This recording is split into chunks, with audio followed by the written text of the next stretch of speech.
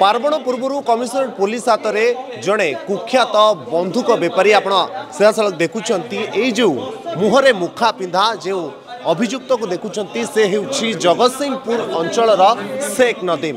विभिन्न समय रे बंधुक बेपार को नहीं जितेबाला चर्चा रे रही थाए शेख नदीम सेतेबेले पुणी थे 2025 दुर्गा पूजा पूर्ववर्ती समय रे भुवनेश्वर को विभिन्न स्थान आणुला बंधुक एवं बंधुक आनिबा परे पार्वण ऋतु रे बिक्री करिबा पई चलाइथिला डील।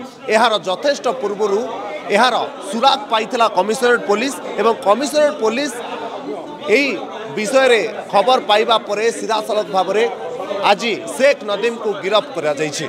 गुरुत्वपूर्ण कथा होछि कि शेख नदीम 2015 मसीह जितेबाला पुलिस एनकाउंटर शिकार होता परवर्ती समय रे ताको अरेस्ट करा जायतला एवं जेल रु बाहरिबा परे पुणी थरे निजर बंधुकर जहाँ बेपार साम्राज्य रही पुणी थरे ताकू बढ़ाईला एवं बढ़ाइबा परे आज ताकू गिरफ्त करा जायछि। जहाँ कुआ जाउछि भुवनेश्वर रे जो भली भाव में पार्वण ऋतु रही पार्वण ऋतु रे विभिन्न अपराधी मानकू बंधुक जोगाई था शेख नदीम किंतु तार पूर्वर कमिशनरेट पुलिस जितेबाला सुराग पाइथिला से सुराग पाइबा परे सीधासलख भाव में ताकू गिरफ्त करा जायछि।